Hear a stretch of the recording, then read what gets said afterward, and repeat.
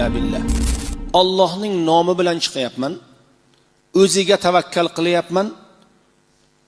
Savoblarni qilishga quvvatim, gunohlardan qaytishga holi madorim yo'q, agar uning o'zi yordam bermasa. Demak, banda o'zini Allohga topshirib chiqyapti.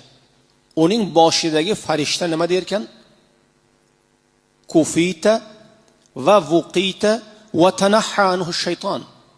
Payg'ambar alayhissalom aytadilar, kimiki shu duoni o'qisa, boshidagi farishta aytar ekan, kufita, shuning o'zi senga kifoya. Allohning nomi bilan qadam bosdingmi? Haq kalomni aytdingmi? Shu o'zi senga kifoya. Alloh senga kifoya.